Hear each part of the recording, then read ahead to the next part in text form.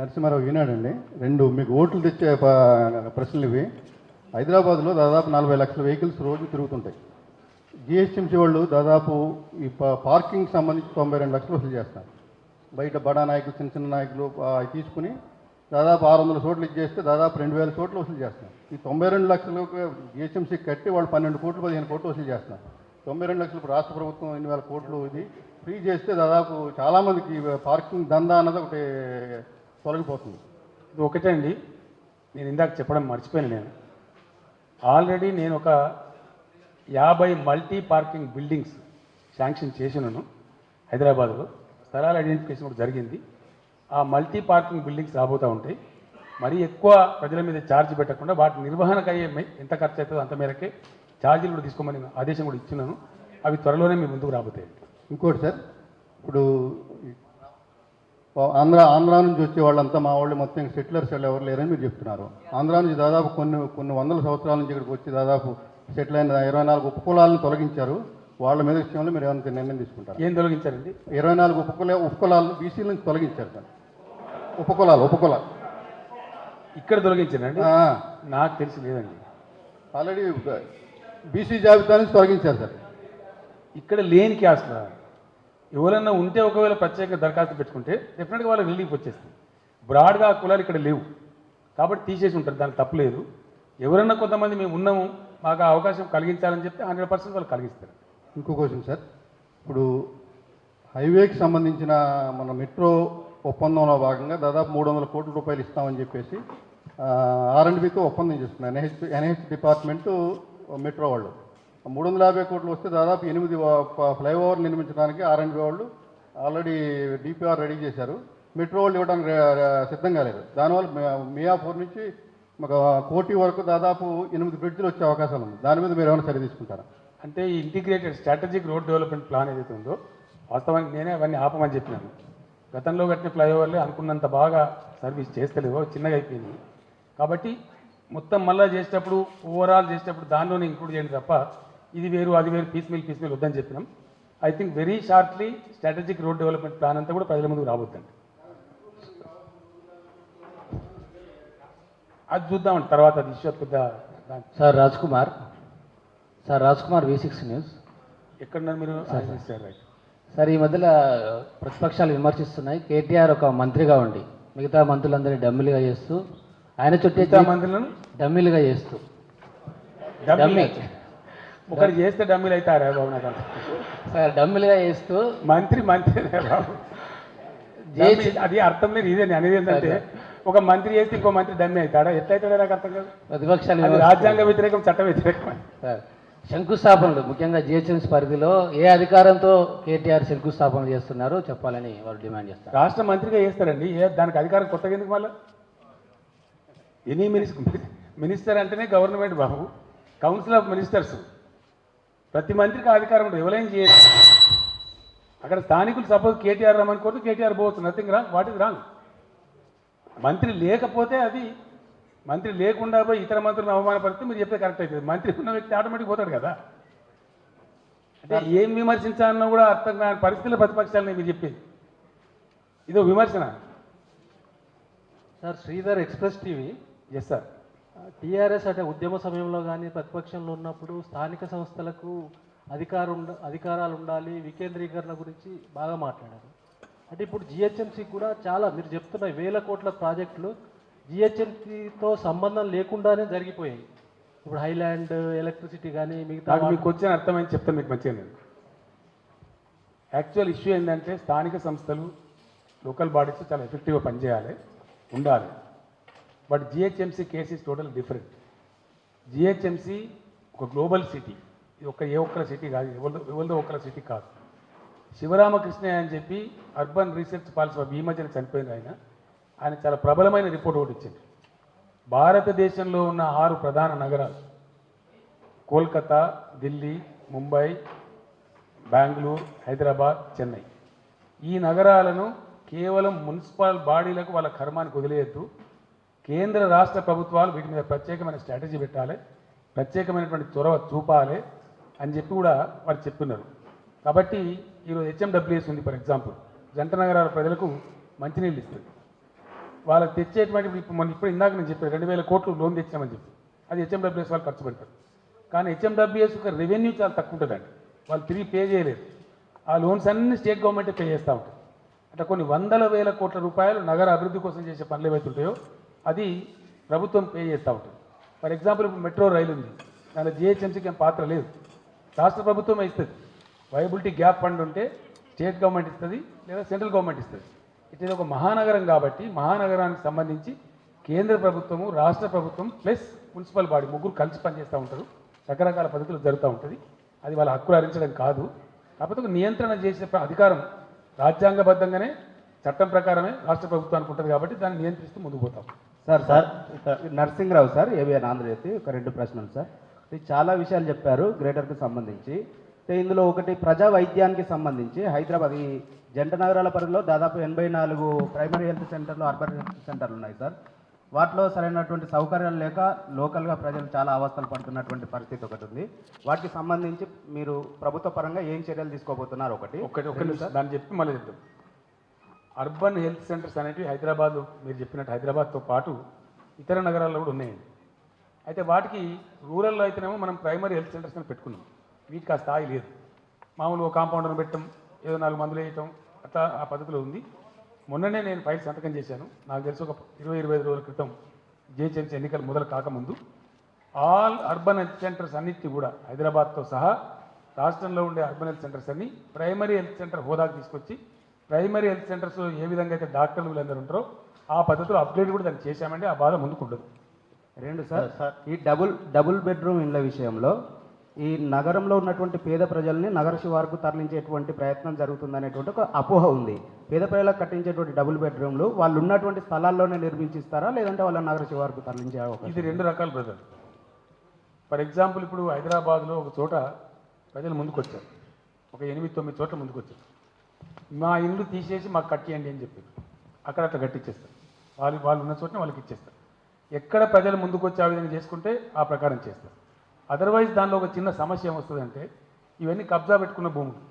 ఒక ఆయన పాపం 30 గదాల్లోనే ఇల్లు ఉంది, ఒక ఆయన 70 గదాల్లో ఉంది, ఇంకొక ఆయనకు 150 గదాల్లో ఉంది. నీకోసం నేను ఎందుకు రాజీ పడతాను వాళ్ళు ఇవ్వరు, వాళ్ళకి భేదాభిప్రాయాలు. కానీ కొద్దిమంది ఆడ మంచి నాయకులు ఉండే ఆ బస్తీలో లేదా లోకల్ ఎమ్మెల్యే చొరవ తీసుకొని చెప్తే కొద్దిమంది విని ముందుకు వస్తున్నారు. అట్లా వచ్చిన చోటనేమో వాళ్ళకి అక్కడనే నిర్మించిస్తాం, ఇబ్బందే లేదు.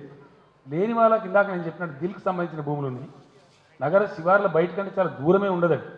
వితిన్ లివబుల్ ఏరియాలోనే అన్ని కనెక్షన్ ఉండేటట్టు, అన్ని సదుపాయం ఉండేటట్టు తప్పకుండా నగరం బయటికి పోవాల్సింది. బయటకంటే నగరం అంచుకు, ఏదో ఒక అంచుకు పోవాల్సిందే. పోతేనే మరి ఆ ఇళ్ళని వచ్చే ఆస్కారం ఉంటుంది. ఇన్ని లక్షల మందికి ఉన్న నగరంలోనే కట్టాలంటే ఇట్ ఈస్ ఇంపాసిబుల్. కాబట్టి కొద్ది మంది మాత్రమే ఆ విధంగా పోయేటట్టు ఉంటుంది. ఎక్కడైతే ప్రజలు మేము ఉన్న చోటనే మాకు కట్టండి, మా స్థలాన్ని మీకు అప్పచెప్తాం ముందుకు వస్తే లేఅవుట్ చేసి ప్లాన్ చేసి దాన్ని బ్రహ్మాండం కట్టిస్తారు. సార్, నా పేరు యూసుఫ్ బాబు, ప్రజాపురం దినపత్రిక. సార్, మీరు ముఖ్యమంత్రిగా పార్టీ ప్రెసిడెంట్గా సంబంధించిన ప్రశ్న సార్ ఇది. మీ ప్రభుత్వం తరఫున జరిగే మంచి పనులకు వచ్చేంత ప్రచారం రావట్లేదు, కానీ ఇక్కడ చిన్న జరిగిన దానికి పెద్ద ఎత్తున దానికి వ్యతిరేక ప్రచారం వస్తుంది. దీనికి కారణం ఏంటి? రెండోది, ముస్లిం ప్రజానికంలో మీరు తీసుకున్న గత కొద్ది కాలంగా తీసుకున్న కొన్ని నిర్ణయాలు కానివ్వండి, కొన్ని పథకాలు కానివ్వండి, మంచి ఆత్మవిశ్వాసాన్ని కలిగించే విధంగా ఉన్నాయి.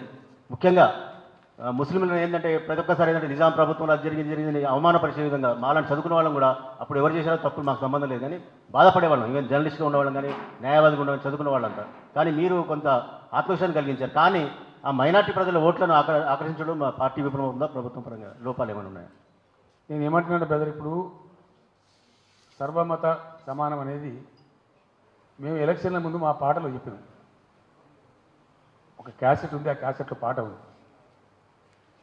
ముస్లిం క్రైస్తవ ముద్దు బిడ్డలు ముందడుగేసి నడవాలంటే, సర్వమతాల ప్రజలు అందరూ సామరస్యమత బతకాలంటే కారు గుర్తుకోవటం అని చెప్పింది.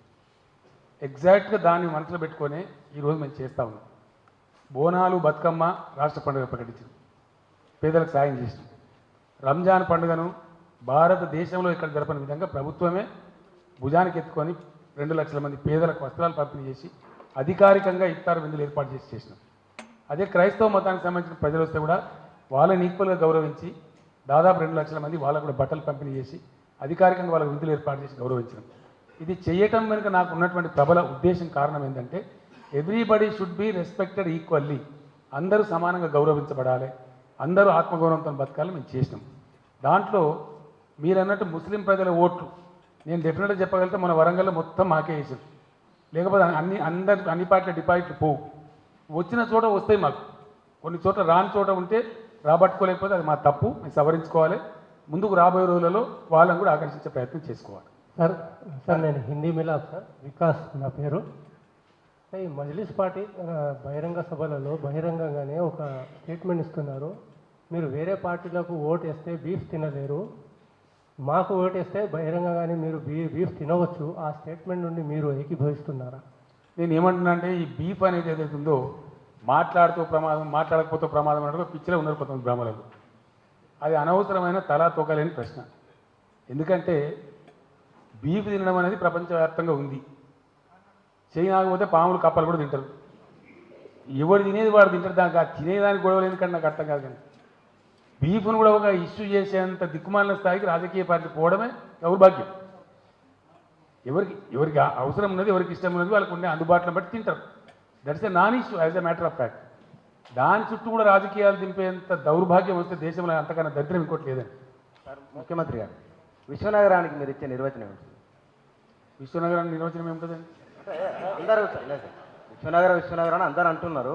అంటే ఇప్పుడు వాషింగ్టన్ డీసీ అనో లేదా విశ్వనగరం అంటే ఏంటంటే వాషింగ్టన్ డీసీ, డల్లాస్, షాంఘై ఇట్లాంటివన్నీ కొన్ని ఉన్నాయండి. బీజింగ్ ఉంది. అతి ఎక్కువ విమాన ప్రయాణికులు ల్యాండ్ అయ్యేటువంటి విమానాశ్రయం. బట్ స్టిల్ ఇప్పుడు మనకు ఓఆర్ఆర్ ఉంది కదండి, వాళ్ళకి 5 ఉన్నాయి ఓఆర్ఆర్, 6వ ఓఆర్ఆర్ నిర్మాణంలో ఉంది. అంటే రిఫార్మ్ కానీ డెవలప్మెంట్ కానీ ఉన్నదానికంటే ఉన్నతంగా మలుచుకోవడం కానీ ఒక రోజుతో అయిపోయే పని కాదండి. It's continuous process. హైదరాబాద్ పరిస్థితులు ఇప్పుడు కొంత బాగలేవు.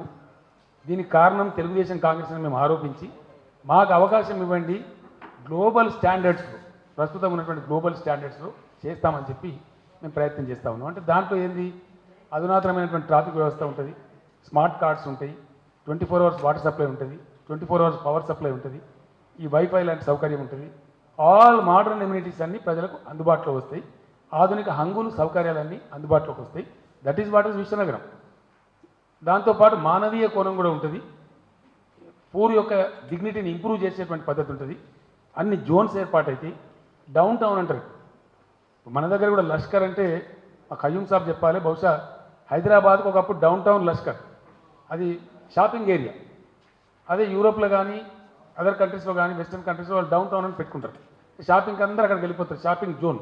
అట్లా కొన్ని సెంటర్స్ ఏర్పాటు చేస్తారు.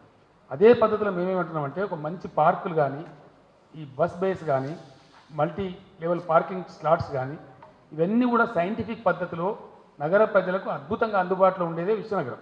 అదే ఆ స్థాయికి హైదరాబాద్ తీసుకుపోవాలని మేము ప్రయత్నం చేస్తాం. సార్ నమస్కారం సార్. దక్కండి సార్. కాంగ్రెస్ హయాంలోనే పెట్టిన పథకాలను టీఆర్ఎస్ గవర్నమెంట్ పేరు మార్చి ఇంప్లిమెంట్ చేస్తుందని చెప్తున్నారు. ఒక పేరు చెప్పాలి కదా బ్రదర్. అది అంటే కాంగ్రెస్ అందరూ ఆ స్కీమ్ ఒకటి చెప్పాలి. కాంగ్రెస్ గాలిలో మాట్లాడుతుంది, మీరంటే డబుల్ బెడ్రూమ్స్ ఏ పథకం వాడుకున్నది? అంటే గృహ కాంగ్రెస్ పెట్టిన పథకం ఏంది, మేము వాడుకున్నది ఏంది? ఇప్పుడు మిషన్ బట్టిగా గాలి మాటలు మాట్లాడితే కాదు కదా. టీఆర్ఎస్ గవర్నమెంట్ ప్రతిష్టాత్మకంగా తీసుకున్నటువంటి మిషన్ భగీరథ గతంలోనే మేము గోదావరి కృష్ణ బేసిన్ మిషన్ భగీరథ వాళ్ళు చేయలే. అంటే వాళ్ళు mission Bhagiratha for the whole state, not for Hyderabad. 50% complaint చేసిన తర్వాత ఇప్పుడు నేనేమంటున్నా బ్రదర్, వింటలేవు. మిషన్ భగీరథ అనేది వాళ్ళ జన్మలు కూడా వాళ్ళు ఆలోచించలేదు. అది మొత్తం స్టేట్కి సంబంధించిన సమస్య. అంటే మా ఆలోచనే వాళ్ళు ఇప్పుడు ఇంప్లిమెంట్ చేసి మీ ఆలోచన అయితే ఏనాడో అయిపోతుండే కదా. మీకు ఆలోచన ఉంటే మీరు అధికారంలో 40 ఏళ్ళు ఎందుకు కాదు మరి?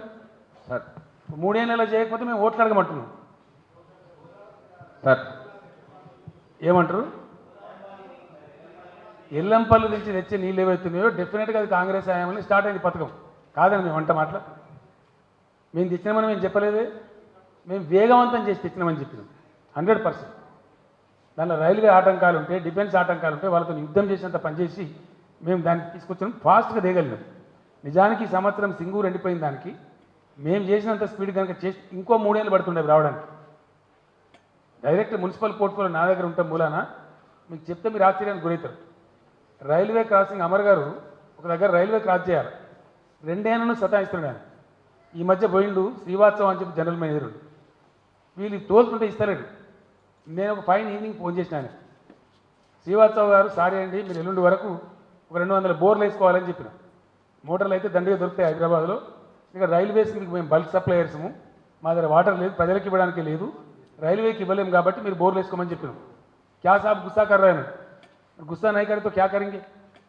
హైదరాబాద్ నీళ్లు తెద్దామంటే నువ్వు సహకరించవు, నీకు నీళ్ళు ఇవ్వమంటావు, ఎక్కడి నుంచి ఇస్తామంటే ఏం సార్ అంటే ప్రాంత దగ్గర అని చెప్తే నెక్స్ట్ డే పర్మిషన్ ఇచ్చిండు ఆయన. అట్లనే డిఫెన్స్ కంటోన్మెంట్ కూడా బల్క్ సప్లయర్ హెచ్ఎండబ్ల్యూఎస్ వాళ్ళు కూడా ఇబ్బంది పెట్టింది. సిమిలర్ కోర్స్ వాళ్ళకి చేస్తే వాళ్ళు కూడా తెల్లారి నుంచి పని మొదలు పెట్టుకోమన్నారు. ఈ స్టెప్స్ ఎఫెక్టివ్గా తీసుకున్నాం కాబట్టి సకాలంలో దాన్ని తేగలిగినాము. తేవడం వల్ల ఇలా సింగూరు ఎండిన ప్రమాదం, వర్షాలు లేవు, వర్షాభావ పరిస్థితి, రిజర్వాయర్లు ఎండిపోయినాయి, అయినా కూడా ఇలా హైదరాబాద్లో షార్టేజ్ లేకుండా నీళ్ళు ఇవ్వగలుగుతున్నామంటే మేము తొందరగా చేయడం వల్ల అని చెప్తున్నాం, అది తప్ప. సార్ రమేష్ హజారి సార్ చెప్పండి brother. Progress media sir. ఇప్పుడు ముస్లిమ్స్ అంటే తెలంగాణ వచ్చిన తర్వాత ఈ అభివృద్ధికి సంబంధించి కానీ జిహెచ్ఎంసీ పరిధి కానీ అందరూ ప్రభుత్వ పథకాలు దాదాపు సంతోషంగానే ఉన్నారు. కానీ ఓల్డ్ సిటీ ఏదైతే నాంపల్లి దాటిపోయిన తర్వాత అక్కడ ప్రజలలో ఆకాంక్షలు భిన్నంగా అంటే వాళ్ళ హార్ట్స్ని టచ్ అయ్యే పరిస్థితి ఇంకా రాలేదనేది ఒకటి. ఇప్పటిదాకా గారు ఒకటండి, డెఫినెట్గా ఓల్డ్ సిటీలో కూడా టీఆర్ఎస్ను బ్రహ్మాండంగా హర్షిస్తున్నారు. ఇవాళ ఓల్డ్ సిటీలో ఓట్లు వస్తే 2 పార్టీలకే వస్తాయని చెప్పి నాకు రిపోర్ట్స్ వస్తుంది. మజ్లిస్కి వస్తే టీఆర్ఎస్కి వస్తే వేరే వాళ్ళకి వచ్చే అవకాశం లేదని చెప్తున్నారు. అంటే పథకాలు చేరినాయి. కొన్ని ప్రాంతాల్లో కొన్ని ప్రత్యేక పరిస్థితులు ఉండొచ్చు. సపోజ్ అక్కడ బలమైన పార్టీ ఉంది, మజ్లిస్ ఒకటి, అక్కడ 7 శాసనసభ్యులు ఉన్నారు, ఒక పార్లమెంట్ సభ్యుడు ఉన్నారు, చాలా రోజుల నుంచి అక్కడ వాళ్ళు పాతుకొని పోయినారు. మేము సడన్గా పోతే అక్కడ ఆదరణ వస్తుందని మేము ఆశించినప్పుడు తప్పే అవుతుంది. అంటే మీరు ఓల్డ్ సిటీ ప్రజలకు కనెక్ట్ అయినరు. కేసీఆర్ కనుక ఓల్డ్ సిటీకి వస్తే మాకు అస్తిత్వం ఉండదని చెప్పేసి మజిలీసే ముందుగా మీతో పొత్తుకు వస్తున్నారు బయట. ఒకటే రిక్వెస్ట్ మీతో, నేను ఓల్డ్ సిటీకి పోలేదు, ఎలక్షన్లలో న్యూ సిటీకి పోలేదు, ఎక్కడికైనా పోతున్నా అంటే ఓన్లీ మీ ద్వారా ఎలక్ట్రానిక్ మీడియా ద్వారా పోతున్నా. ఎల్లుండి పర్యటన గ్రౌండ్లో ఒక సభ ఉంది, దానికి మించి నేను ఏ సిటీ కూడా పోతలేదు, ప్రజలు అసౌకర్యానికి గురవద్దని. కాకపోతే కొంతమంది అనుకుంటారు ఏంటంటే వీళ్ళు మాట్లాడుకున్నారేమో అందువల్లనే పోతలేరేమో అని అనుకుంటారు. కరెక్ట్ కాదు. మేము 150 స్థానాలకు పోటీ చేస్తున్న మాట సత్యం, చేస్తూ ఉన్నాం, ప్రయత్నం జరుగుతూ ఉంది. Let us see what happens. భవిష్యత్తు ఉంది కదా, ఒక్క ఎలక్షన్తో తెలిపేది కాదు కదా. సార్ నేను మల్లేశ్వర్ ఈనాడు సార్. ఇప్పుడు గత ప్రభుత్వాల హయాంలో హైదరాబాద్ మీద అధికంగా కాన్సన్ట్రేషన్ చేసి ఓవర్ క్రౌడెడ్గా చేశారు, ప్లస్ చాలా ఇష్యూస్ క్రియేట్ అయ్యేలా చేశారు. ఇప్పుడు కూడా హైదరాబాద్ మీద అధికంగా నిధులు కేటాయించి మిగతా ప్రాంతాల నుంచి మళ్ళీ వలసలు అలా అయ్యేలా చేయడం వల్ల ఏమన్నా సమస్యలు ఎదురయ్యే వీళ్ళు? అసలు అట్లా అనుకుంటున్న ఆలోచనే కరెక్ట్ కాదు కదా. ఎందుకంటే హైదరాబాద్ ఆల్రెడీ పెరిగిన పట్టణం, దీన్ని సంస్కరించాలి ఒకటి. రెండవది, ఈ మధ్య నేను వరంగల్ వెళ్ళినప్పుడు మీరు చూసిండ్రు, 300 కోట్ల రూపాయలు ప్రతి సంవత్సరం వరంగల్ డెవలప్మెంట్ కోసం బడ్జెట్లో పెడతానని ప్రకటించి, రెండవ పెద్ద నగరం తెలంగాణలో వరంగల్ కాబట్టి అది కూడా బాగా పెరగాల్సిన అవసరం ఉంది. టెక్స్టైల్ పార్క్ అక్కడనే పెడతా ఉన్నాం, హెల్త్ యూనివర్సిటీ అక్కడనే పెట్టాం, ట్రైబల్ యూనివర్సిటీ కూడా అక్కడికే తీసుకెళ్తా ఉన్నాం. గతంలో లాగా మేము టోటల్ సింక్రనైజేషన్ హైదరాబాద్ మీద చేయటం లేదు. ఇప్పుడున్న హైదరాబాద్ను బ్రహ్మాండంగా సంస్కరించి ట్రాఫిక్ సమస్యలు తొలగిపోయేటట్టు చేసి, కాకపోతే హైదరాబాద్కు ఉండే ఒక లక్షణం ఏంటంటే ఇంటర్ డిపెండెంట్ లైఫ్ ఉంటుంది అర్బన్ ఏరియాస్, కాబట్టి ప్రజలు మైగ్రేట్ అయి వస్తారు. మరి వస్తున్న వారి ఏర్పాట్లు, వస్తున్న వారి సౌకర్యాలు, వస్తున్న వారి వసతులు చూసే బాధ్యత ప్రభుత్వం మీద ఉంటుంది కాబట్టి ఆ మేరకు చేస్తాం. ఎట్ ద సేమ్ టైం ఇతర పట్టణాల పెరుగుదలకు కూడా ఎక్కువ ప్రాధాన్యత టీఆర్ఎస్ ఇస్తుంది. సార్, ఏపీతో సంబంధాలు ఎలా ఉండబోతున్నాయి? మీరు అమరావతికి వెళ్ళారు, చంద్రబాబుని యాగానికి పిలిచారు, చంద్రబాబుతో మీ దోస్తానం కొనసాగుతుందా? రాజ్యాంగపరమైన ఫ్రెండ్షిప్ ఉంటుంది కదా బ్రదర్. చీఫ్ మినిస్టర్ ఉండే కాన్స్టిట్యూషన్ రిలేషన్షిప్ ఉంటుంది. అమర్ గారు సార్, అదే టైంలో మైకి అండి, కేసు ఏమైంది సార్? చంద్రబాబు మీద కేసు, ఏసీబీ కేసు ఏమైంది? జిహెచ్ఎంసీ ఎన్నికల తర్వాత మాడుకుందాం. ముఖ్యమంత్రి గారు సార్, మనం హైదరాబాద్లో తెలంగాణ రాష్ట్రం వచ్చిన తర్వాత మీరు గ్యాంబ్లింగ్ని కంట్రోల్ చేసినారు, పూర్తిగా లేకుండా పేకాట. ఆ. దాన్ని కొంతమంది అయితే మన చిన్నప్పటి నుంచి చూస్తున్నాం, హైదరాబాద్లో మన చిన్నప్పుడు పఠాన్లు ఇళ్లలోకి వచ్చి అప్పులు ఇచ్చేవాళ్ళు, దౌర్జన్యంగా వసూలు చేసేవాళ్ళు. ఇప్పుడు ఈ ప్రైవేట్ మనీ లెండింగ్ అనేది బాగా అయిపోయింది. మన పక్క రాష్ట్రంలో ఈ మధ్య జరిగిన ఒక ఇన్సిడెంట్ చూసినాం మనం, ఈ కాల్ మనీ ర్యాకెట్ సంబంధించి. అట్లాంటి ప్రైవేట్ మనీ లెండింగ్ని కంట్రోల్ చేయడానికి ప్రభుత్వం ఏమైనా చేస్తుందా హైదరాబాద్ సిటీలో? చాలా మంచి ప్రశ్న. ఎవరైతే పాపం చిరు వ్యాపారులు ఉంటారో, రోజువారి వడ్డీ ఇచ్చి వాళ్ళ పాపం రక్తం పీల్చేటువంటి ఈ వడ్డీ వ్యాపారులు ఉన్నారు, ఆ బాధ ఉంది.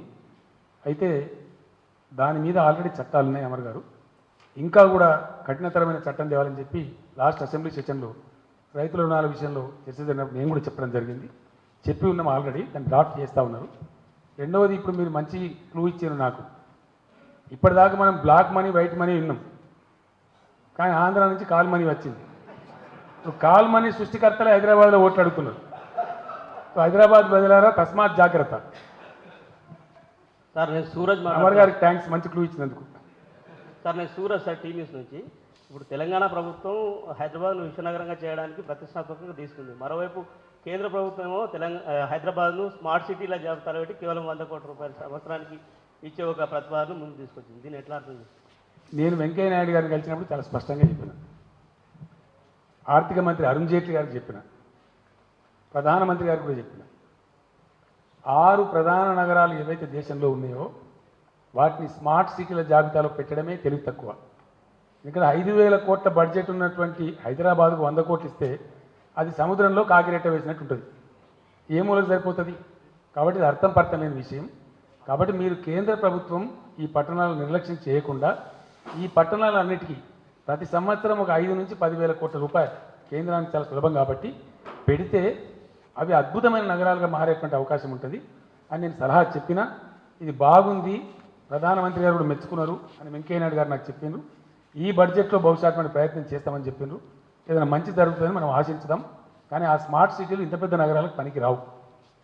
సార్ నేను శ్రీకాంత్ సార్ 10 సార్, ఈ తెలంగాణపై హైదరాబాద్ పైన కేంద్రం వివక్ష చూపుతుందని మీరు అంటున్నారు. జిహెచ్ఎంసీ ఎలక్షన్స్ తర్వాత కేంద్రంలో టీఆర్ఎస్ చేరబోతుందని ఒక ప్రచారం కూడా ఉంది.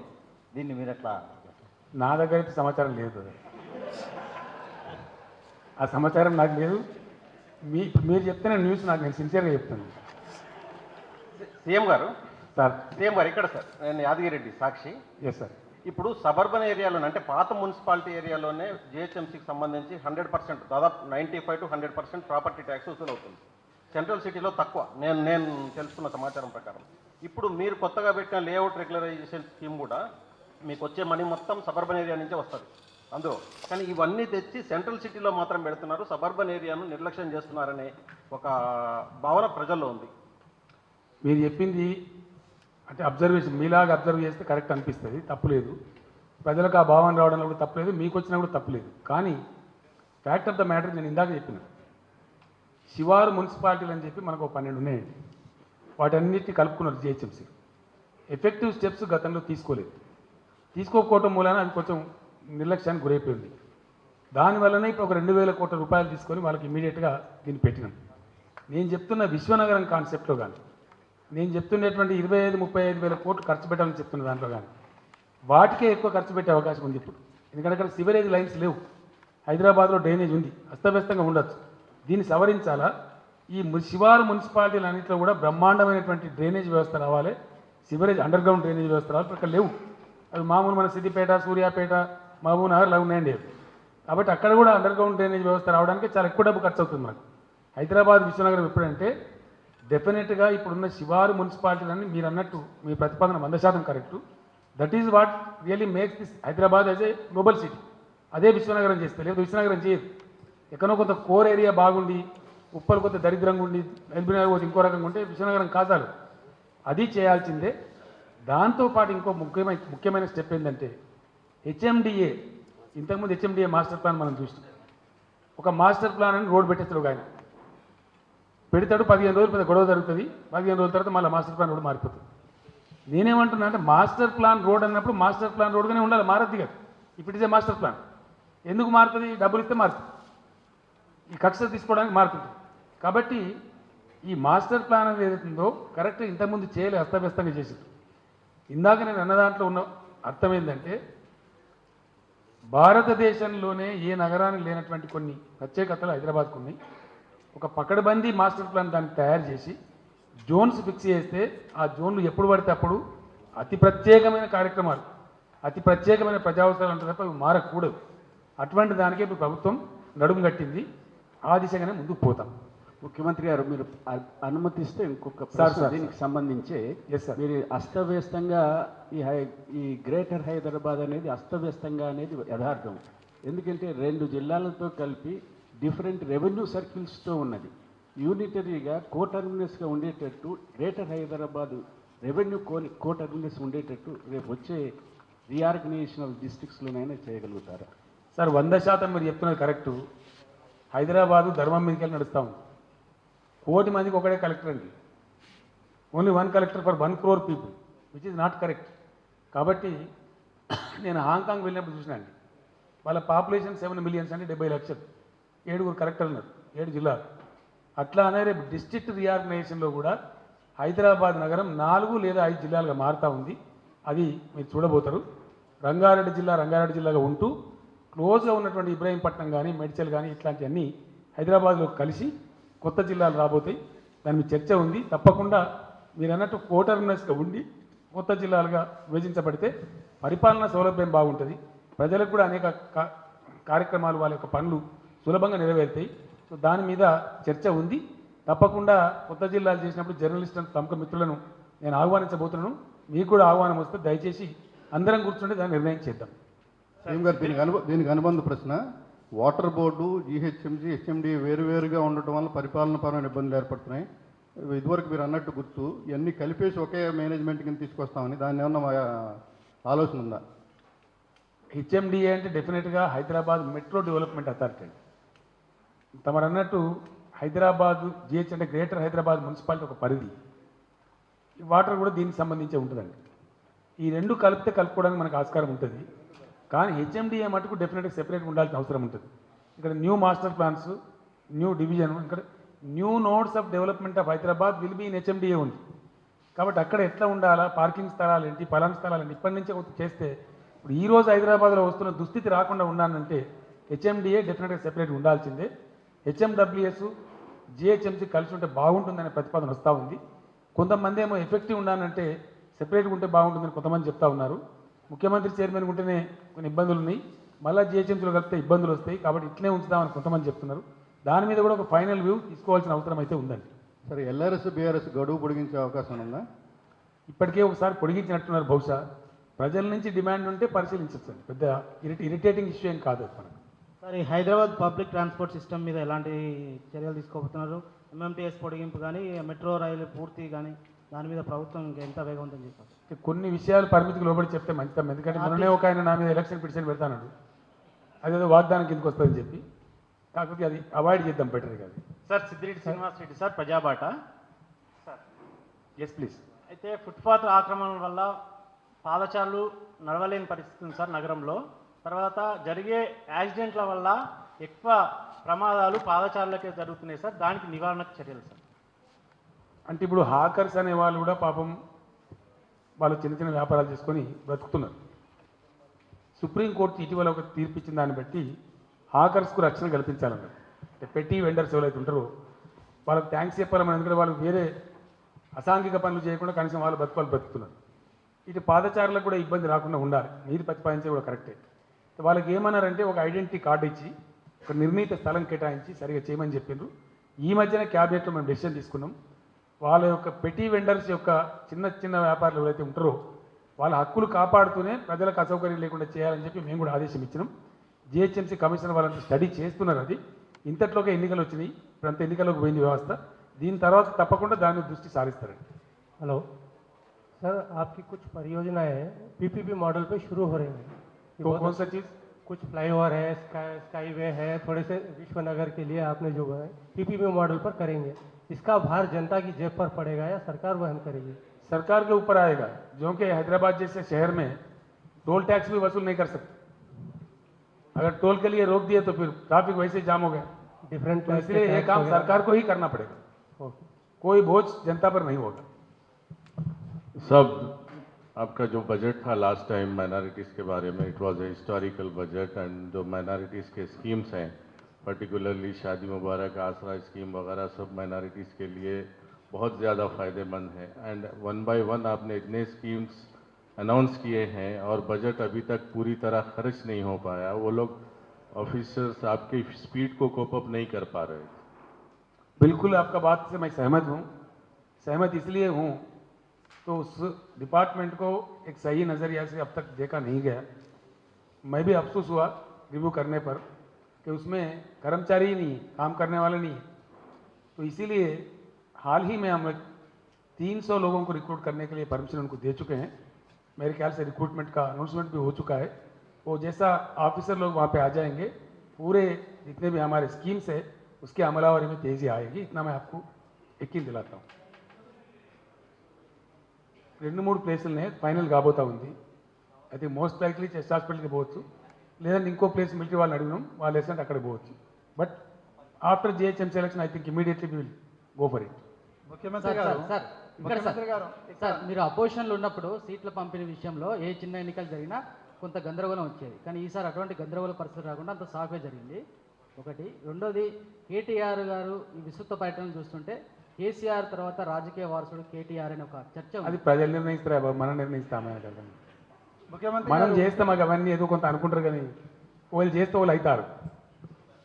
సార్ ఐఎస్ఐఎస్ యాక్టివిటీలో హైదరాబాద్లో రోజు ఒక కొత్త విషయం వెలుగు చూస్తున్నారు సార్, దీన్ని ఎట్లా అరికట్టాలని ఒక్కటి మాత్రం నేను డెఫినెట్గా చెప్తాను, తెలంగాణ రాష్ట్రంలో టీఆర్ఎస్ ప్రభుత్వం ఉన్నంత వరకు తీవ్రవాదులను కానీ దుర్మార్గులను కానీ అసాంఘిక శక్తులను కానీ 100% ఐరన్ హ్యాండ్తో డీల్ చేస్తాం, ఎట్టి పరిస్థితుల్లో అణిచివేస్తాం. ఏ రకమైన ఉగ్రవాద తీవ్రవాద అసాంఘిక సంఘ వ్యతిరేక శక్తుల ఆటలు మాత్రం సాగనీయం. 100% ఐరన్ హ్యాండ్తో దాన్ని డీల్ చేయబోతా ఉన్నాం. డెఫినెట్గా మీరు చూస్తూ ఉన్నారు, చరిత్రలో ఎప్పుడు లేని విధంగా సీసీ కెమెరాలు తేవటం కానీ, పోలీసులకు అధునాతన వాహనాలు ఇవ్వటం కానీ, నేను బహిరంగంగా చెప్పలేని కొన్ని ఇతర సదుపాయాలు కానీ వాళ్ళకి ఆల్రెడీ కల్పించడం జరిగింది. తప్పకుండా పోలీస్ కమాండ్ కంట్రోల్ రూమ్ కూడా ఈ బడ్జెట్లో దాని నిధులు సమకూర్చినాం. త్వరలోనే పనులు కూడా ప్రారంభం కాబోతూ ఉన్నాయి. ఒక్కసారి అది వచ్చిందంటే చాలా అద్భుతమైనటువంటి ప్రయోజనాలు ప్రజలకు ఉంటాయి. అభివృద్ధి జరగాలంటే ఫస్ట్ ఫండమెంటల్ ఇష్యూ ఏంటంటే శాంతి భద్రతలు సామరస్యంగా ఉండాలి. అవి మంచిగా ఉంటేనే ఎవరైనా ఇన్వెస్టర్ వస్తారు, మనకు ఎవరైనా పెట్టుబడులు పెడతారు. కాబట్టి law and order is the top priority for the government of Telangana. ఆ విషయంలో మాత్రం ఎటువంటి పరిస్థితులలో కూడా రాజీ పడం, వాళ్ళు ఎవరైనా సరే ఉపేక్షించే ప్రశ్న మాత్రం లేదు. సీఎం గారు ఇక్కడ బిగినింగ్లో అన్నారు ఇది ఈ క్యాంపెయిన్ అని, ఇదేమన్నా మీరు క్యాంపెయిన్ చేస్తే అది ఎక్స్పెండిచర్ వస్తుంది దాంట్లో రాదండి. పార్టీ ప్రెసిడెంట్గా చేస్తే క్యాంపెయిన్లో ఎక్స్పెండిచర్ రాదు. కారణం ఏంటంటే ఒక పర్టికులర్ క్యాండిడేట్కి ఓటేయండి అని నేను చెప్తే వస్తుంది. అది టీఆర్ఎస్ పార్టీకి ఓటేయమని చెప్తే ఎక్స్పెండిచర్ కింద రాదు, స్టేట్ పార్టీ ఎక్స్పెండిచర్లో వస్తుంది. ముఖ్యమంత్రి గారు ఏదండి ఇంకేం లేదు, వాళ్ళ నిర్ణయం కాదు. ఎలాంటి వాళ్ళకి చర్చలు జరుగుతున్నాయి, ఎక్కడి నుంచి ఎక్కడికి ఎంత ఎంత లోపల చేద్దామని వాళ్ళు కూడా ఉత్సాహంగానే ఉన్నారు. ఐ థింక్ షార్ట్లీ నిర్ణయం జరుగుతుంది. ముఖ్యమంత్రి గారు ఇక్కడ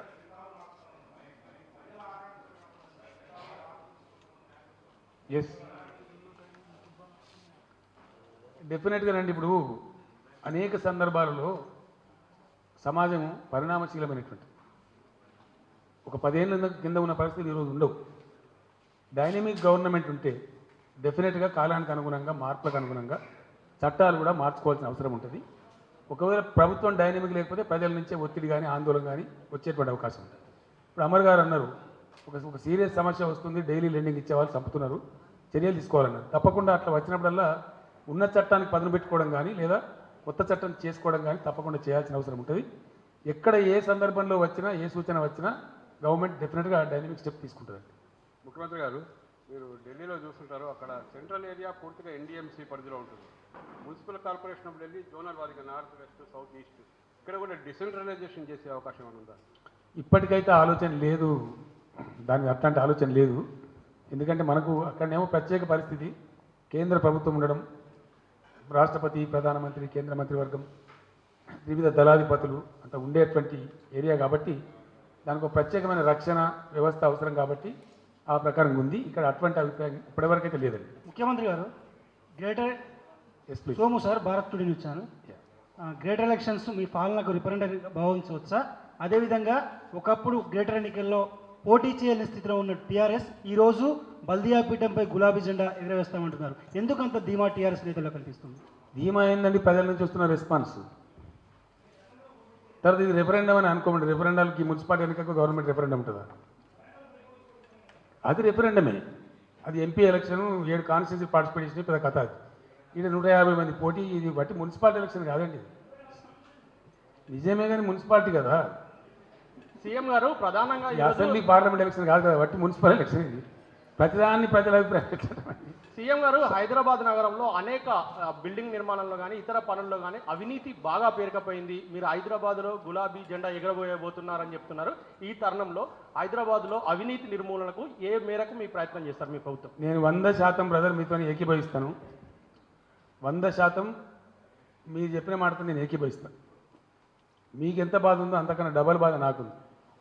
అనేక సమావేశాలలో నేను చెప్పిన మున్సిపల్ సెక్రటరీలకు, మున్సిపల్ ఎవరైతే బాధ్యులు ఉన్నారో వాళ్ళకి చెప్పిన, జంట నగరాలలో ప్రజలు లంచం ఇవ్వకుండా మున్సిపల్ పర్మిషన్ తీసుకునే రోజులు రావాలి.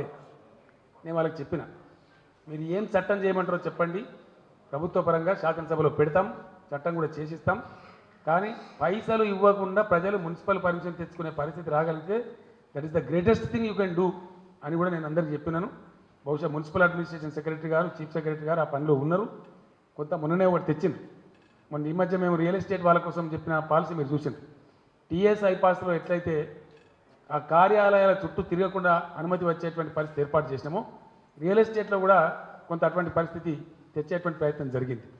పౌరులకు కూడా ఆన్లైన్ అప్లికేషన్, ఆన్లైన్ పర్మిషన్ వచ్చే విధంగా కొంతమంది ఆర్కిటెక్ట్స్ ఎవరైతే ఉన్నారో వాళ్ళు ఇస్తే దాన్ని మనం లైసెన్స్ కింద పరిగణించే, లైసెన్స్డ్ ఆర్కిటెక్ట్స్ ఇచ్చే ప్లాన్స్ ఒప్పందం చేసే విధంగా కూడా చర్చలు జరుగుతూ ఉన్నాయి. డెఫినెట్గా మీరు చెప్పింది చాలా మంచి ప్రశ్న అడిగినారు మీరు. 100% ఆ రోజు వస్తే అది స్వర్ణయుగం అవుతుంది. ఆ దిశగా 100% టీఆర్ఎస్ ప్రభుత్వం పనిచేస్తుందని మనం మీకు హామీ ఇస్తాము. సార్ ప్రతిపక్షాలు ప్రధానంగా ఒక మాట చెప్తున్నాయి, టీఆర్ఎస్ మాటల పార్టీ, మాది చేతల పార్టీ, కాంగ్రెస్ కావచ్చు లేదంటే టీడీపీ, బీజేపీలు చెప్తున్నాయి. సార్ పోల్చి ఏ విషయంలో చెప్పాలి కదా, పోల్చి చూసుకొని ఓటేయమని ఓటర్లకు వాళ్ళు విజ్ఞప్తి. నేను ఏమంటున్నా అంటే మాటల పార్టీ, చేతల పార్టీ అంటే ఏ విషయంలో మాటలు, ఏ విషయంలో చేతలు? మీకు మాటల్లా కనిపిస్తుంది. చంద్రబాబు నాయుడు గీడేం అధికారం వస్తుంది నాకు అర్థం కదా. ఈ మున్సిపాలిటీ అధికారం వస్తే వస్తుందండి. కేంద్రం నుంచి నిధులు తెచ్చి హైదరాబాద్ని అభివృద్ధి చేస్తారట సార్. ఆయన అమరావతికే దిక్కు లేదు, హైదరాబాద్కి ఎన్నడూ తేవాలా? హైదరాబాద్కే ఆయన, అమరావతికే ఆయన నీళ్లను ఇంత మట్టించిపోయింది ఎవరు? మోడీ గారు. నేనే ఉన్నా స్వయంగా అక్కడ. 2 కుండలు తెస్తే ఇదేంద్రా నేను పరిచయం అయిపోయింది. కుండలు తెచ్చి ఇట్లే నా ముందరనట్టే ఆయన ముందర కూడా టీపాయ్ ఉన్నది, దాన్ని తెచ్చిపెట్టిండ్రు. నిజంగా చెప్పానంటే అంటే నేను విజయవాడ పోయినప్పుడు చంద్రబాబు నాయుడు గారు కూడా చెప్పిన మాట ప్రజలకు కూడా తెలియాలని చెప్తున్నాను. మీరు మంచి ప్రశ్న అడిగింది. నేను ఏమన్నా వాస్తవానికి నేను పోయేటప్పుడు తెలంగాణ వాళ్ళు మనోళ్ళు పెద్ద మనసున్న వాళ్ళు, నా ఫ్రెండ్స్, కొలీగ్స్, క్యాబినెట్ మినిస్టర్స్ కూడా ఏమన్నారు, అన్నా మీరు ఇంత దూరం పోతున్నారు, వాళ్ళు కొత్తగా రాజధాని కట్టుకుంటున్నారు, మన రాష్ట్రం నుంచి ఎంతో కొంత డబ్బు ప్రకటించరండి, సౌజన్యంగా ఉంటుంది, మంచిగా ఉంటుంది అని చెప్పారు. నిజంగా కూడా ఉద్దేశం నాకుండే. కానీ ఇవి ఏంటి అని నేను వెంకయ్య నాయుడు గారిని అడిగాను. మట్టి నీళ్ళు అని చెప్పిన తర్వాత ప్రకటన ఏం లేదంటే లేదన్నారు. ప్రధానమంత్రి ఉండగా ఆయన కాదని నేను ప్రకటిస్తే, బిడ్డ నువ్వు నాకన్నా గొప్పను అయినా ప్రకటించమని ఆయన ఎక్కడ బాధపడుతుంది? నోరు మూసుకొని నేను వాపసు వచ్చాను. నేను చెప్పిన రామకృష్ణ గారికి చెప్పిన ఈ విషయం, స్వయంగా చంద్రబాబు నాయుడు గారు కూడా చెప్పిన ఈ విషయం. ఆయన కూడా నవ్విండి పాపం. సార్ సింగపూర్, జపాన్ ఉన్నాయి కదా సార్ అమరావతి కట్టడానికి, అందుకే ప్రధాని ఏమి ఇవ్వలేదు. నాకు తెలియదు బ్రదర్ కాదు కానీ నేను అమరావతిపై రాజకీయం చేస్తే మీరు నన్ను క్వశ్చన్ అడగాలి. బీసీ సప్లై అంటే నేను ఇప్పుడు చెప్తున్నా, ఇది ఒక ఫేషన్ లాగా కొంతమంది తెలిస్తే అడుగుతున్నారు. నిజంగా చెప్పాలంటే ఈరోజు పెట్టిన ప్రతి స్కీమ్లో సపోజ్ కళ్యాణ లక్ష్మి మొట్టమొదటి ఎస్సీ ఎస్టీలో పెట్టు, ఎందుకంటే ఎంత వాడతారు, నిజంగా దాని బేరింగ్ ఎంత ఉంటుంది, డబ్బు ఎంత తెలవాలని చెప్పేసి. అయితే దాన్ని చూసి మేము స్టడీ చేసినప్పుడు చేస్తే అంత భరించలేనంతగా లేదు. బీసీలకు కూడా వర్తింపజేస్తే ఎట్లా వస్తుంది అనుకుంటాం, ఇది వేరియబుల్ ఉందని తెలియదు. డెఫినెట్గా దాన్ని వర్తింపజేయాలనుకుంటాం. ఇంకో సెక్షన్ ఏమన్నారు, ఒక్క బీసీలను ఎందుకంటారు, సరిగా బీపీఎల్ కార్డులు అందరికీ ఇవ్వండి, పేదవాళ్ళందరికీ వస్తారంటే మంచిదని చెప్పినాం. అట్లా ఆటోమేటిక్ వచ్చేస్తుంది. నేను కూడా మొన్న ఒక చర్చ జరిగిన సందర్భంలో జోగురామన్న గారు, బీసీ వెల్ఫేర్ మినిస్టర్ గారు వెళ్తున్నారు, బీసీ సప్లాన్ అనేది తీసుకురావాలని చెప్పి ప్రజల నుంచి డిమాండ్ ఉందనంటే మీరు పరిశీలన చేయండి, ఇప్పుడున్న పథకాలు ఎన్ని కూర్చొని ఒక చోటకు, ఏమైనా తక్కువ ఉంటే ఇంకో 500 కోట్లు 1000 కోట్లు తక్కువ ఉంటే కలుపుకుందాం, మనం పెడదాం, పాజిటివ్గా పోదామని చెప్పిన నేను. బహుశా మోస్ట్ లైక్లీ వచ్చే బడ్జెట్లో తెలంగాణ ప్రభుత్వం బీసీ సప్లాన్ ప్రవేశపెట్టవచ్చు. ఎవ్రీ పాసిబిలిటీ ఉంది. We are positive to it, we are not negative, nothing wrong. Sir mike ఎక్కడనండి సార్ వారిది అయినా శ్రీనివాస్, నమస్తే తెలంగాణ. ఇప్పుడు మనం మల్టీ లేయర్ ఫ్లైఓవర్లు కడతామనేది విశానగరంగా తీర్చిదాన్ని చేస్తున్నాం. ఇప్పటికీ నిర్మించిన ఓఆర్ఆర్ మీద ప్రతిరోజు కొన్ని యాక్సిడెంట్స్ జరిగి చాలా హ్యూమన్ లాస్ జరుగుతుంది. అట్లాంటివి జరగకుండా మన ప్రణాళికలు వేస్తున్నాం. డెఫినెట్గా చేయాలి. ఆ ఓఆర్ఆర్ బాగా వచ్చింది, చాలా బాగుంది. కాబట్టి దాని క్రాసింగ్స్ కానీ, దానికి ఉండే కనెక్టివిటీ రోడ్స్ కానీ, దానికి కనెక్ట్ చేయాలని ప్రతిపాదించిన రేడియల్ రోడ్స్ కానీ సంపూర్ణం కాలే. ఇప్పుడు నేను చెప్పే మాస్టర్ ప్లాన్లో డెఫినెట్గా అవన్నీ కూడా ఉంటాయి. ఇప్పుడు మనం సపోజ్ అంత పెద్ద స్పీడ్ వే కట్టేసి క్రాసింగ్ ఫ్లైఓవర్ లేకపోయేటప్పటికీ ఏమైపోతుందంటే యాక్సిడెంట్స్ అవుతూ ఉన్నాయి. చాలామంది పిల్లలు చచ్చిపోతూ ఉన్నారు. అప్పుడప్పుడు వాళ్ళు రేసు లాగా పెట్టుకొని పాపం చనిపోయే పరిస్థితి ఉంది. నేను ప్రత్యేకంగా పోలీసులకు చెప్పి 31 డిసెంబర్ అయితే బ్యాన్ చేయించింది. ఓఆర్ఆర్ మీ ఒక్క మనిషిని కూడా రానికని పురుగు కూడా అని చెప్పి పోలీసులకు స్ట్రిక్ట్ ఇన్స్ట్రక్షన్ ఇచ్చింది. పిల్లలు ఉత్సాహంలో పోయి బైకులు తీసుకెళ్ళి, కార్లు తీసుకెళ్ళి లేని ప్రమాదాలు వస్తాయి అని చెప్పి ఇవి బ్యాండ్ ఓఆర్ఆర్. అదే పద్ధతిలో ఇక్కడ సిటీలో కూడా ఫ్లైఓవర్స్ అన్ని బ్యాన్ చేయించింది. డెఫినెట్గా మీరు చెప్పింది మంచి సూచన దాంట్లో ఉంది. ఆ లీ సంస్థ వాళ్ళు సజెస్ట్ చేసింది ఆల్రెడీ. స్ట్రాటజిక్ రోడ్ డెవలప్మెంట్ ప్లాన్లో భాగంగా ఓఆర్ఆర్ను కూడా ఇప్పుడున్న నగరంతో ఇంటిగ్రేట్ చేస్తూ దాని మీద రావాల్సిన ఫ్లైఓవర్స్ కూడా ఏవి క్రాస్ ఓవర్స్ అనేది తయారు చేస్తున్నారు. అది కూడా ఉంటుంది తప్పకుండా ప్లాన్. సార్ ఈ ప్రభుత్వం వచ్చిన వెంటనే మీరు ఒక ప్రకటన చేశారు, ఒక సలహా మండలి లాంటిది ఏర్పాటు చేస్తాము, సూచనలు సలహాలు. ఎక్కడ దాకా వచ్చింది సార్ అలాంటి ప్రక్రియ? అంటే తీసుకుంటూనే ఉన్నాం సలహాలు. మండలి ఏర్పాటు చేస్తే మళ్ళీ నేను లేను నువ్వు లేవని మళ్ళీ పంచాయతీలు వస్తాయని ఆ మండలి ఎందుకు అనవసరంగా మళ్ళీ అదో నెత్తిన ఒక మండలి కాగలదని ఒప్పుకున్నాం. ఇక సలహాలు అయితే అవసరమైన సందర్భంలో తీసుకుంటూనే ఉన్నాం. సార్ మీరు ఇంతకుముందు 2-3 సార్లు మీటింగ్లో చెప్పారు సార్, హైదరాబాద్లో విమాన ప్రయాణికుల సంఖ్య పెరిగింది కాబట్టి మరో విమానాశ్రయం అవసరమని అన్నారు సార్. విమానాశ్రయం కాదు, రన్వే అంటే ఉత్తర భాగంలో మనకు వాస్తవానికి ఏంటంటే ఒక రన్వే ఉంది, జిఎంఆర్ ఎయిర్పోర్ట్లో ఇంకో రన్వే కూడా ఉంది. Land provided already. ఈ 2 రన్వేస్ రావాలి. తర్వాత ట్రాఫిక్ మనకు ఒక సైడ్ ఉంది, హైదరాబాద్ సౌత్లో ఉంది. అది పట్టణమేమో 4 మూలలో విస్తరిస్తూ ఉంది. కానీ డెఫినెట్గా రాబోయే రోజులలో హైదరాబాద్కు ఉత్తర భాగంలో కానీ తూర్పు భాగంలో కానీ అవకాశం ఉంటే నార్త్లో వస్తేనే బెటర్. ఎందుకంటే ఇప్పుడు సౌత్లో ఉంది, సగం సిటీ అటుపోయే ఆస్కారం ఉంటుంది, సగం సిటీ ఇటుపోయే ఆస్కారం ఉంటుంది. ఇంకొక ఎయిర్పోర్ట్ కూడా డెఫినెట్గా హైదరాబాద్కు రావాలి. ఆ ప్రయత్నం కూడా జరుగుతుంది. అది అట్లా ఉంది. ఇప్పుడు గవర్నమెంట్ ఆఫ్ ఇండియా చేతిలో ఉంది. యాక్చువల్ దాని ఉన్న ల్యాండ్ అంతనేమో స్టేట్ గవర్నమెంట్ ప్రొవైడ్ చేసిన ల్యాండ్. అది నిజాం గవర్నమెంట్ 700 ఎకరాల భూమి మన స్టేట్ గవర్నమెంట్ ఇచ్చింది. మాట్లాడుతూ ఉన్నాం గవర్నమెంట్ ఆఫ్ ఇండియాతో. రాబోయే రోజుల్లో ఫ్లయింగ్ క్లబ్ కింద దాని కిందనో వాడుకునే ఆస్కారం ఉంటుంది. మనకు ఒక అడిషనల్ ఫెసిలిటీ కింద ఉంటుంది. అది సివిల్ ఎయిర్పోర్ట్ కింద ఉంటుంది. అది మనకు ఉండాల్సిన అవసరం కూడా ఉంటుంది డెఫినెట్గా. సార్ తెలంగాణ డాక్టర్లు నిన్నటి నుంచి ఆందోళన బాట ఒక్క నిమిషం సుభాష్ రెడ్డి గారు మాకు అందరికి తీస్తారా? తర్వాత కూడా మాట్లాడతాం, మైకులు బంద్ చేసి మాట్లాడతాం. కానీ sir yes please sir Sridhar, right. ఈ తెలంగాణ డాక్టర్లు ఉద్యోగుల విభజనలో తమకు అన్యాయం జరిగిందని నిన్నటి నుంచి ఉద్యోగుల విభజనలో కమల్నాథన్ కమిటీ ఉంది కదా, డాక్టర్స్ విభజించే దాంట్లో అన్యాయం జరిగింది. ఆంధ్ర డాక్టర్లను ఇక్కడనే పెడుతున్నారు, తెలంగాణ డాక్టర్లు మాత్రం అక్కడికి పంపిస్తున్నారు అని నిన్నటి నుంచి ఓపీలను కూడా బహిష్కరిస్తూ ఆందోళన చేస్తున్నారు. అంటే శ్రీధర్ గారు, నాకు ఇప్పుడు మీరు చెప్తేనే తెలిసింది వాస్తవానికి. ఎనీథింగ్ లైక్ దట్ డెఫినెట్గా ఇంటర్ఫియర్ అవుతాం. ఇప్పుడు నేను దీని తర్వాత చీఫ్ సెక్రటరీ గారు చెప్తాను. ఇమీడియట్ స్టెప్స్ తీసుకుంటాం. తెలంగాణ డాక్టర్లకు అన్యాయం జరగనివ్వం. సార్ ప్రధానంగా ఇక్కడ లాస్ట్ క్వశ్చన్ ప్లీజ్.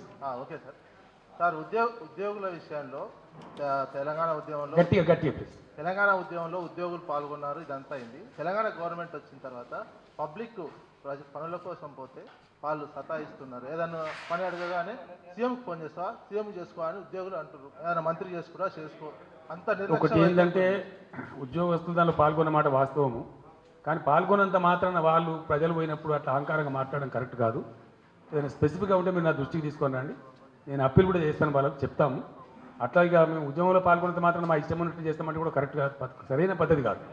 ఎవరమైనా ఉన్నది ప్రజల కోసం, ఆ సోయితం ఉండాల్సిన అవసరం ఉంటుంది. అట్లేదని ఉంటే నేను తప్పకుండా సంఘాలు తీసుకొని మాట్లాడదాం. Thank you sir. మీరు అనుమతిస్తే సార్ ఇక్కడ ఉన్న కెమెరామెన్లు రిపోర్టర్లు అందరూ కలిసి నన్ను అడగమన్న ప్రశ్న సార్. ఇక్కడ ఏమంటారండి? నేను చైతన్య సార్, ఇక్కడ ఉన్నాను. కెమెరామెన్లు అందరూ నాకు అడుగుతున్నట్టుండి అడుగుతున్న ప్రశ్న సార్. హైదరాబాద్లో జర్నలిస్టులకు ఇల్లు అపార్ట్మెంట్ రూపంలో కేటాయిస్తారా? ఇళ్ళ స్థలాలు కావాలనేది జర్నలిస్ట్ ఒకటి. నా రిక్వెస్ట్ ఏంటంటే హైదరాబాద్లో బెస్ట్ ఏంటంటే డబుల్ బెడ్రూమ్ ఇళ్ళ కంటే కూడా ఒక మంచి సదుపాయం మనకుంది. నేను ఆలోచించిన ఆల్రెడీ జర్నలిస్టులకు కట్టేది ఏదైతే ఉందో కొంచెం కిచెన్ పెద్దది చేసి రూమ్ సైజ్ కూడా కొంచెం పెద్దది చేసి కట్టాలని చెప్పి అనుకున్నాం. అప్పుడు ఏంటంటే జర్నలిస్ట్ కూడా కొంత తన డబ్బు కలపాల్సిన అవసరం, స్మాల్ మనీ కలపాల్సిన అవసరం ఉంటుంది. 10,000 25,000 ఎంతో కలపాలా. దానికి క్రెడిట్ లింక్ చేసుకున్నట్టయితే రాయితీ వచ్చే ఆస్కారం ఉంది. అట్లా చేసుకున్నప్పుడు మనం 580 ఎస్ఎఫ్టీ ఏదైతే ఇప్పుడు పేదల కోసం కడుతున్నామో ఆ విధంగా కాకుండా కొంచెం స్పేషియస్గా ఉండేటట్టు 750 ఎస్ఎఫ్టీ 800 ఎస్ఎఫ్టీతో కట్టుకున్నట్టయితే బాగా సౌకర్యవంతంగా ఉంటుంది. నేను మొన్న ఎవరో మాట్లాడితే నేను చెప్పిన, నా ఉద్దేశంలో జర్నలిస్టులు అందరూ మాకు సమానం. సంఘాలు మీకుంటే మీకు ఉండొచ్చు, మాకు దాంతో సంబంధం లేదు. కాబట్టి జర్నలిస్ట్ అంటే నా దృష్టిలో కెమెరా జర్నలిస్ట్ కావచ్చు, కెమెరా పట్టుకొని తీసే ఫోటో జర్నలిస్ట్ కావచ్చు, ప్రతి వాళ్ళకు కూడా ఈ సదుపాయం రావాలి. తెలంగాణలో అందరు జిల్లాలలో రావాలి, ఇక్కడ రావాలి, 100% రావాల్సిందే, అందులో అనుమానం లేదు. అన్ని వర్గాల నాయకులు ఇక్కడ ఉన్నారు. మన శ్రీనివాసరెడ్డి గారు ఉన్నారు, మా పాలేరవి గారు ఉన్నారు, మిగతా చాలామంది మిత్రులు అన్ని యూనియన్లు ఉన్నారు, తర్వాత మా అమర్ గారు ఉన్నారు, ఇంకా అందరు కూడా ఉన్నారు. మీ అందరితో నాది ఒకటే ప్రార్థన, ఒక కామన్ కమిటీ వేసి ఎంత తొందరగా వీలైతే అంత తొందరగా తీసుకున్నట్టయితే మన జర్నలిస్ట్ కాలనీ దేశానికి గర్వంగా ఉండేట్టు కట్టుకుందాం. నేనే స్వయంగా దానికి ఫౌండేషన్ స్టోన్ వేస్తాను, వేసి అద్భుతంగా కడదాం. ఒక కమిటీ వేసుకుందాం, కామన్ కమిటీ వేసుకొని అందరం మనోళ్ళే కాబట్టి యూనియన్ గొడవలు ఉంటే అది వేరే సంగతి, వేరే కాడ చూసుకుందాం. కానీ ఇల్లు నిర్మాణంలో విషయంలో అందరూ మన జర్నలిస్టులకు వచ్చేటట్టుగా సహకరించుకొని మీరు ఎంత తొందరగా కమిటీ ఇస్తే, నేను అల్లనారాయణ గారు కడితే వారిని కూడా రిక్వెస్ట్ చేశాను, నేను ఈజ్ ఆల్సో రెడీ చేస్తే మట్టుకు పెట్టుకుంటే మనకు ఒక సంవత్సరం లోపు అందరం కూడా బ్రహ్మాండంగా దాన్ని ఇనాగరేషన్ చేసుకొని చాలా గర్వంగా సంతోషపడే విధంగా ఉండొచ్చు. ఆ విధంగా మనం పోదాం. ఈరోజు ఈ క్యాంపెయిన్కు సహకరించి ప్రశ్నలు అడిగి నాతో సమాధానాలు చెప్పించి ప్రజలకు మీ ద్వారా నా ప్రచారం తీసుకెళ్ళడానికి సహకరించినటువంటి జర్నలిస్ట్ మిత్రులందరికీ నమస్కారం తెలియజేస్తూ, మీరు జరుగుతున్న కార్యక్రమానికి మీరు కూడా సాక్షులు కాబట్టి దయచేసి మీ ఓట్లు కూడా టీఆర్ఎస్ అభ్యర్థులకే ఇమ్మని కోరుతూ నేను సెలవు తీసుకుంటా ఉన్నా. జై తెలంగాణ.